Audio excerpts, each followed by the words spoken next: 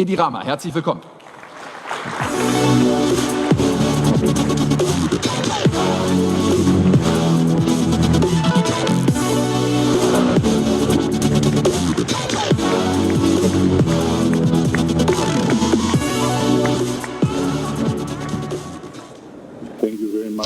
Faleminderit shumë.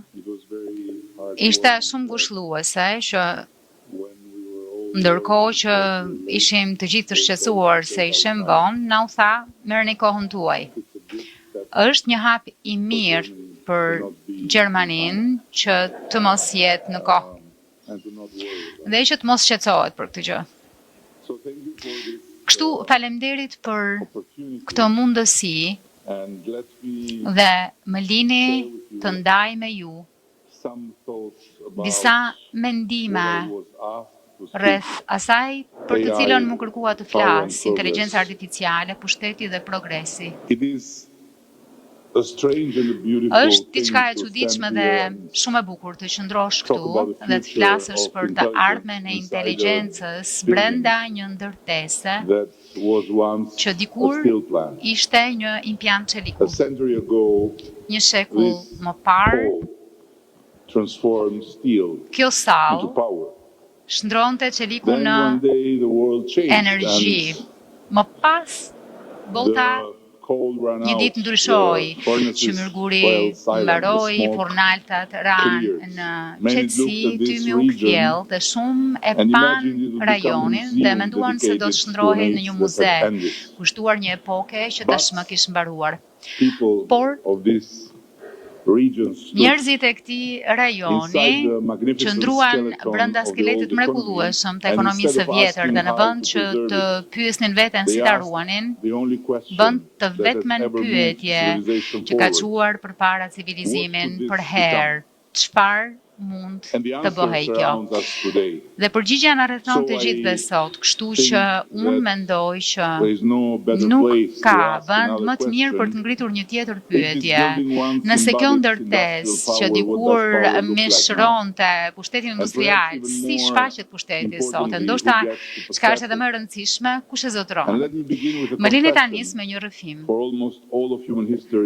Përthuajse gjatë gjithë historisë njerëzore, pushteti ishte diçka që mund të mate, ishte qymërguri në tokë, çeliku në fabrika, nafta në shkretë të tjerë, anijet që kalonin përmes oqeanëve, ushtri që ruanin kufit, fabrikat, bankat, territoret, popullsitë. Pushteti ishte i rëndë. Duke qenë se ishte i rëndë, ishte i rrallë. Duke qenë se ishte i rrallë, akumulohej. Duke qenë se akumulohej, historia u shndrua në historinë atyre fatlum apo mizor mjaftueshëm për ta kontrolluar. Vendet e vogla u mësuan të jetonin me gravitetin, ndërkohë që vendet e mëdha e krijonin atë, por inteligjenca sillet ndryshe. Inteligjenca është e lehtë. Nuk gjendet e fshehur nën male, në pritje për të nxjerrë, nuk i përket natyrshëm atyre që kanë lindur mbi minerale apo lumenj të caktuar për herë të parë në historinë tonë. Specia lënda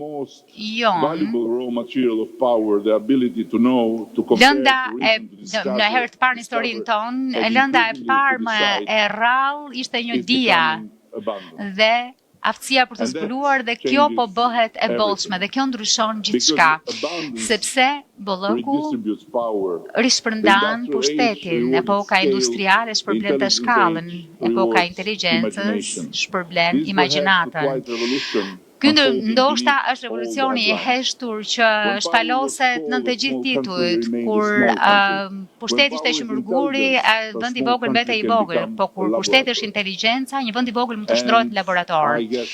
Dhe mahamendja, kjo është arsyeja pse më kanë ftuar këtu si përfaqësues i një prej laboratorëve më të vegjël në Europë. Më lini t'ju them një histori për Shqipërinë, jo sepse është unike, por sepse na kujton se sa shpejt historia mund të përmbys veten. Përthuajse gjysmë shekulli jetuam brenda ndoshta diktaturës më izoluese të këtij kontinenti, një lloj Koreje e Veriut të Europës, ndërtuam bunker në vend të urave, mure në vend të dritareve, dyshim në vend të besimit. Shteti dinte gjithçka për qytetarët nuk dinin thuajse asgjë për shtetin. pushtetin. Dhe kur liria bepas erdhi, trashëguam demokraci, por trashëguam edhe të kundërtën e saj. Burokracia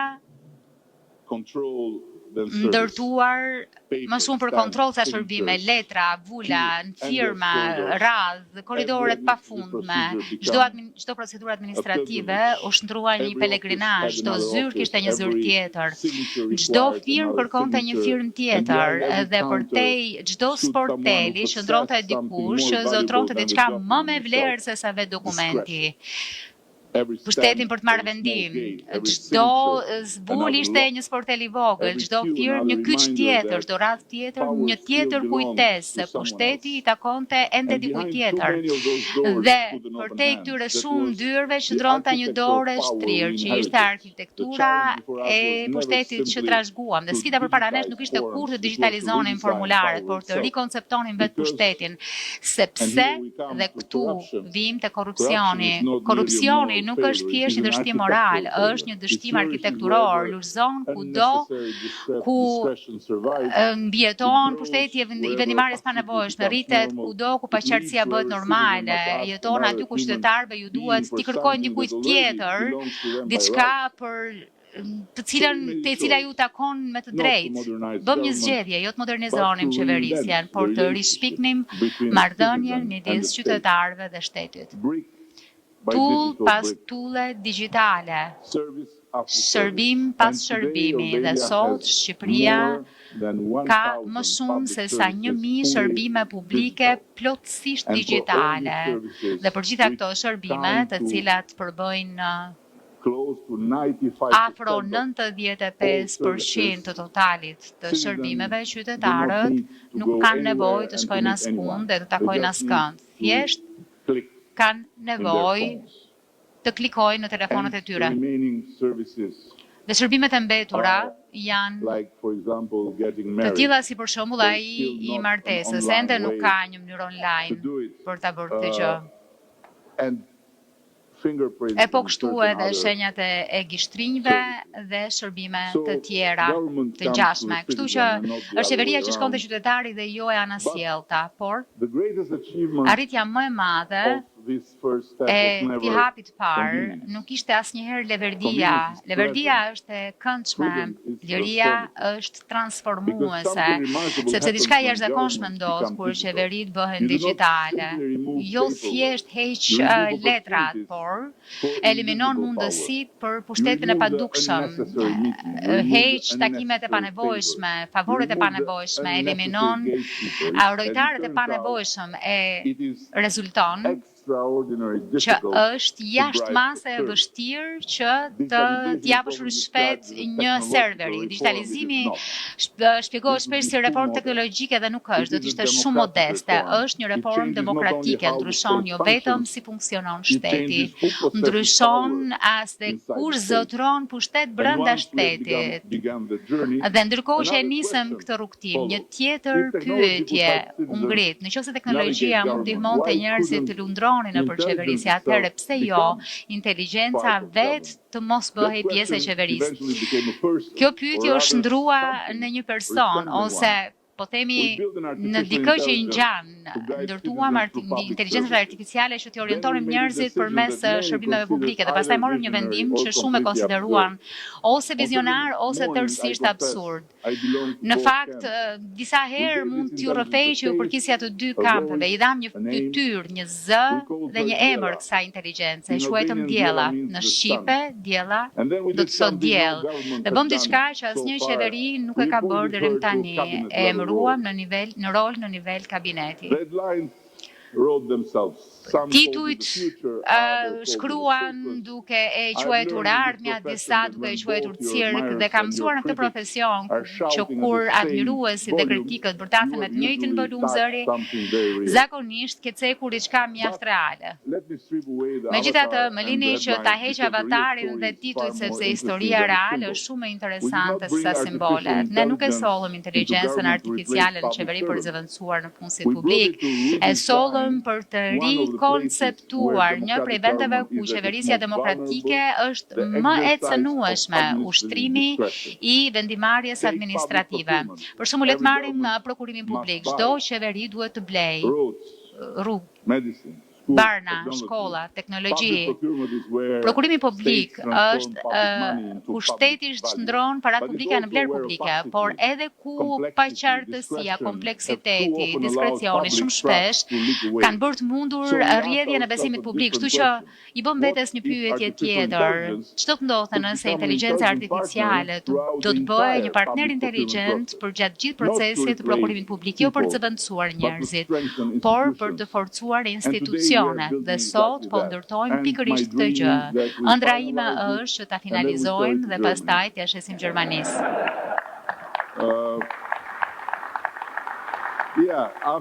Po, sepse pas 35 vjetësh që Gjermania na gozhdon që duhet luftojmë korrupsionin, do të ishte fantastike nëse do të kontribuonim që gjermanët të luftonin edhe ata disa prej korrupsionit tyre. Një sistem prokurimi inteligjencë artificiale që ndihmon çdo fazë të blerjes publike. Nuk do të hyj në shumë detaje sepse më thanë që më duhet të flas shkurtimisht, edhe pse nuk është kur ide e mirë të ftosh dikë nga Ballkani dhe pastaj ti kërkosh të mbaj një fjalë të shkurtër. Megjithatë, ka diçka që më duhet ta theksoj.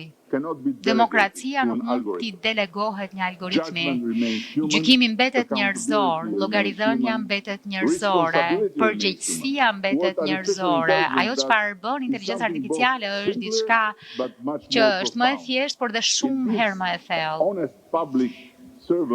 U jep në punësve të ndershëm publik më shumë informacion para se të ushtrojnë gjykim dhe i bën vendimet e pandershme shumë më të vështira për të fshehur. Algoritmi nuk është i mençur, nuk ka ndërgjegje, nuk ka instinkt moral, por algoritmi nuk ka kushërinj, nuk mund të ftohet për darkë, nuk mund të marrë një telefonat të fshet, nuk mund të vendosë që sot thjesht do të bëj sikur nuk do të shoh. Çështja nuk ishte asnjëherë që të bëni makinerinë fuqishme, por ishte pikërisht e kundërta, të ulnim atë lloj pushteti njerëzor, pushtetin për të vendosur në terr. Ne nuk e zgjodhëm emrin Diella rastësisht. Dielli nuk negocion me hijet, thjesht i largon ato. Përtej Diellës, po ndërtojmë diçka që është më pak teatrale, më pak fotogjenike, por pafundësisht më të rëndësishme. E quajmë GovAI. Nëse Diella është fytyra e transformimit ton, GovAI është sistemi nervor, është shtresa e inteligjencës që në heshtje funksionon në institucionet e dukshme të shtetit, jo për t'i zëvendësuar ministrit, por për t'i lidhur ato, jo duke zëvendësuar në punësit publik, por duke amplifikuar kapacitetet e tyre. Mendojeni si një inteligjencë institucionale, një qeveri që mund të lexojë më shpejt se çdo individ, të krahasojë më shumë dokumente se sa çdo departament të kujtoj çdo precedent, të lidhë informacione që sot ndodhen të veçuara në burokraci të ndara dhe të mësojnë në mënyrë të vazhdueshme, të përmirësohet në mënyrë të vazhdueshme. Inteligjenca artificiale shpesh përshkruhet si revolucioni i arshëm industrial, por mendoj se ky përshkrim është i paplot, sepse për qeverit është revolucion i arshëm administrativ. Për shekuj të tërë, shtetet janë zgjeruar duke shtuar njerëz, më shumë e më shumë. Çdo përgjegjësi e re nënkuptonte një tjetër zyrë, një tjetër departament, një tjetër arkiv, një tjetër nivel administrate, dhe ju këtu në Gjermani jeni më të mirët për ta bërë këtë gjë. Por, me inteligjencën artificiale, kapaciteti nuk rritet vetëm duke u zgjeruar, por rritet duke u bërë më i mençur.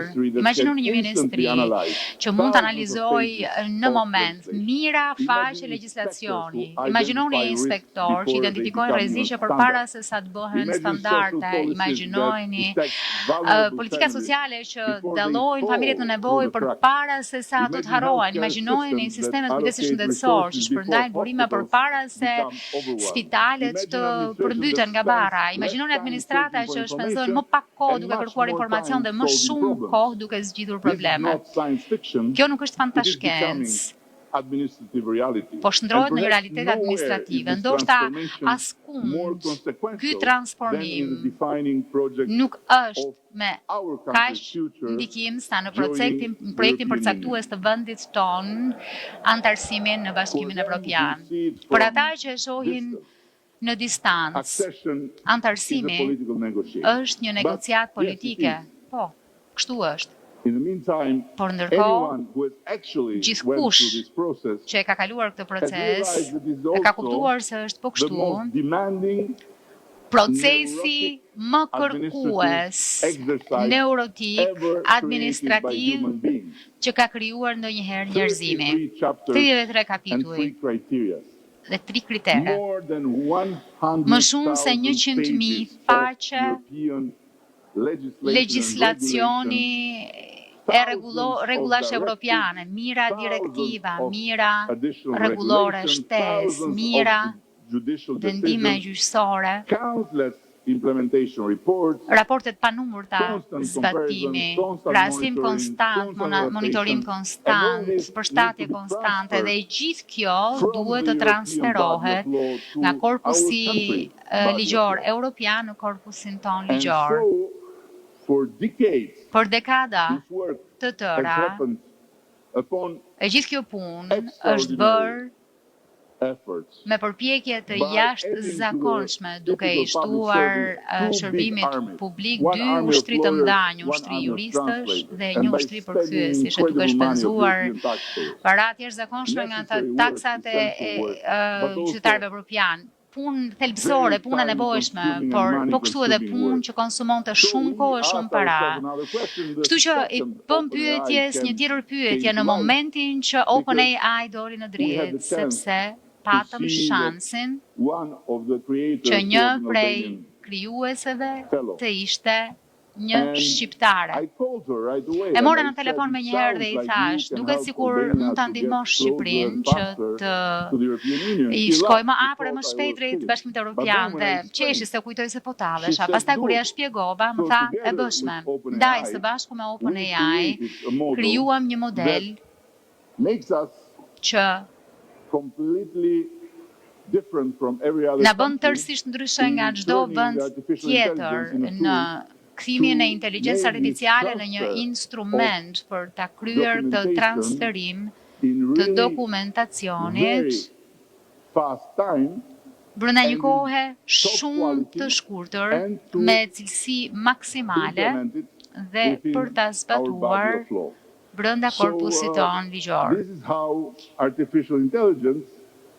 Kështu inteligjenca artificiale nuk do të negociojë me Brukselin, as nuk duhet ta bëj këtë gjë, por gjithë gjykimi politik ju përket qeverive të zgjedhura, legitimiteti demokratik u përket qytetarëve, besimi midis kombeve kur nuk mund gjenerohet nga algoritmi. Inteligjenca artificiale mund të largojë kërkimet, mund të shkurtoj kohët administrative, mund të shumëfishojë kapacitetet institucionale dhe për një vend si Shqipëria, ky nuk është inovacion teknologjik. Është një përshpejtues strategjik.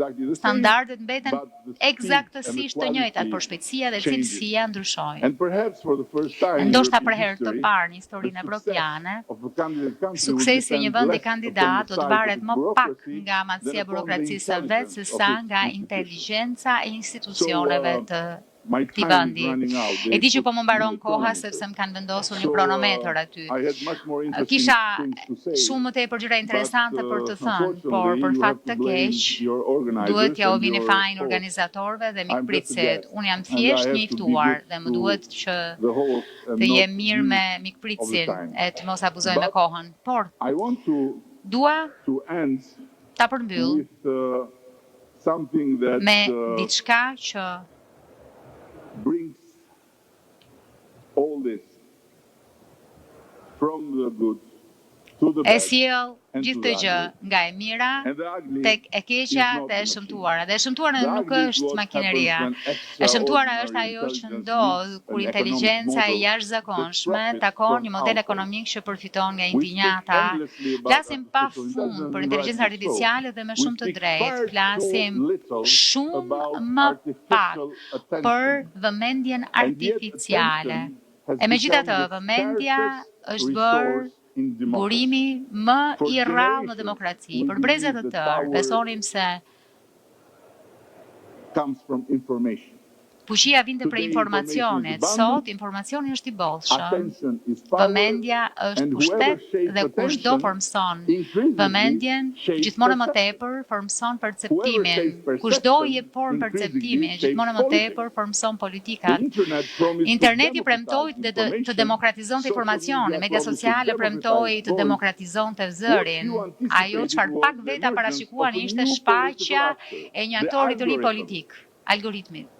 Ndryshe nga qeveritë, algoritmi nuk ka llogaridhënie demokratike. Ndryshe nga gjyqtarët, algoritmi nuk ka detyrimin e panshmërisë. Ndryshe nga gazetarët, algoritmi nuk ka etikë profesionale. Ndryshe nga shkencëtarët, algoritmi nuk ka një angazhim për të sjellë të dhëna, ka vetëm një objektiv, optimizimin, jo për të vërtetën, jo për demokracinë, jo për mençurinë, për angazhimin. Dhe indinjata thuajse gjithmonë ka rezultata më të mira se sa nuanca. Dikush që thyen një piano tërheq gjithmonë më tepër vëmendje se sa një pjesë muzikore mrekullueshme nga Mozarti, luajtur nga një pianist i madh. Në rastin e parë, salla do të ishte plot, në rastin e dytë, salla do të ishte thuajse bosh. Frika është më shpejt se sa të dhënat. Siguria udhton më larg se sa e vërteta. E gjithashtu edhe më shpejt se sa çdo dyshim. Konspiracioni është më shumë se sa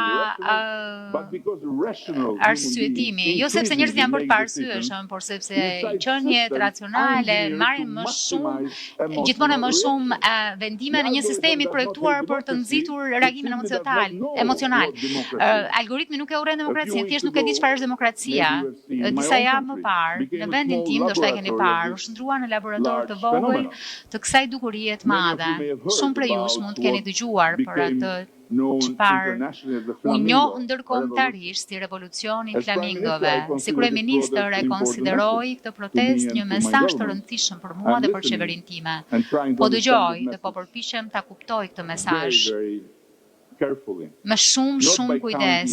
Jo duke numëruar njerëzit në rrugë, por e jo duke matur hashtaget, por duke u përpjekur për të kuptoj shqetësimet, ankthet, shpresat që i sollen njerëzit aty. Qeveria që rresht të dëgjuar, rresht së qeverisuri. E çfarë do lloj konkluzioni që ne kemi arritur tashmë për vetë çështjes? Në fakt, nuk mund të themi që domethënë ka arritje të një gjëje të vlefshme, sepse ka pjesë në transformim demokratik të Shqipërisë, sepse kemi jetuar në një kohë ku marrëveshja, protesta nuk lejohej, marrëveshja ishte e detyrueshme, dakurësia ishte e detyrueshme, dhe erdhëm në një periudhë ku protestat u bën të rrezikshme, në të njëjtin bulevard ku flamingot festojnë lirin, kishim njerëz që u vran, protestues të cilët humbën jetët. Jo shumë kohë më parë. Por ajo çfarë dua të them është se pas gjithë kësaj të mire erdhi e keqja. Modeli biznesit, protesta hyri në makinerinë e amplifikimit algoritmik dhe u shndrua në arenën e aktorëve dashakeq. Realiteti kërkonte një binjak digjital. Çdo zë u shndrua në rekomandim, çdo egzagerim u shndrua në angazhim. Çdo reagim emocional u bë një tjetër sinjal që platformat të prodhonin edhe më shumë nga njëjta gjë, dhe çdo nuancë u zhduk. Konteksti u zhduk, kompleksiteti u zhduk. Dhe protesta online ndërkohë nuk po përshkruante protestën, por ishte një demonstrim më i madh, më i thjeshtë, më i zemruar, dhe në fakt më tej miliona njerëz të cilët nuk kishin vënë as këmbën në Shqipëri, nuk përjetuan me demonstratën, por interpretimin e algoritmit të kësaj demonstrate dhe realiteti digjital u bë më ndikues se sa i fizik. Dhe kjo është e shëmtuar, ajo qytetarët, jo protesta, shtrembrimi, zëvendësimi i realitetit përmes optimizimit, dhe kjo nuk është një histori vetëm shqiptare. Komenti I fundit. Democracies Demokracitë are janë self-harming themselves.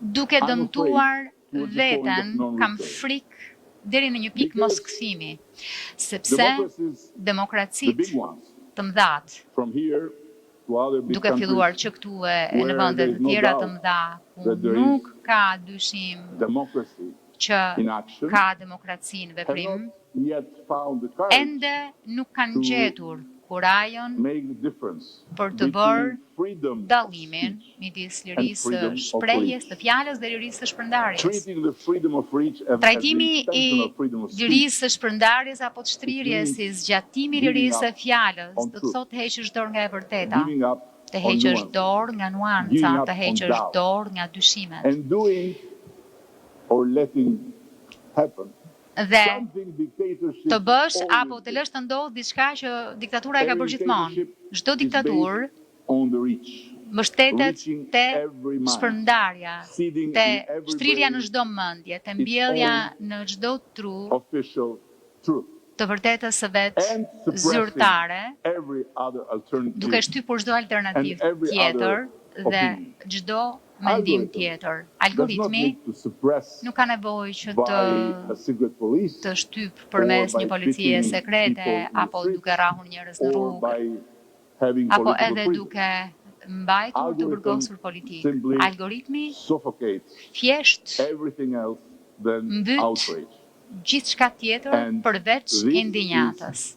Then what you see in Germany Dhe kjo është and ajo what pastaj që ju we see shihni në everywhere in Gjermani, Europe, e ajo që shohim how kudo politics në Europë, shohim si more and more politika and more bëhet a gjithmonë më battle shumë between një fush extremes. betejë midis and how ekstremeve. the center E se si becomes qendra more and more and bëhet more an gjithmonë empty më space shumë një where hapësirë every zbrazët, ku that gets çdo ekstrem që merr to- votat to run për të the country, drejtuar vendin, trying to come more to e the që center, reket të vi më shumë në produces another qendër, extreme prodhon which is një even tjetër worse ekstrem që than është edhe më that keq extreme se was çka considered qenë to be. ky What is the ekstrem end apo of se this? ç'është I don't konsideruar know. të ishta. Cili And është fundi the I great kësaj? thing of Nuk e being di. Prime Minister of Albania Gjëja më e is mirë e that të qenë you are kryeministër not i Shqipërisë supposed to është që fix nuk the problems supozohesh of të the ndreqësh problemet and e you are not botës dhe supposed to nuk give the answer supozohet to the që questions t'u japësh Germany, përgjigje France and the pyetjeve others që should Franca, answer Gjermania e të tjerë better duhet t'u soon përgjigjen than later. më mirë Thank you herët so se sa much. vonë. Faleminderit shumë.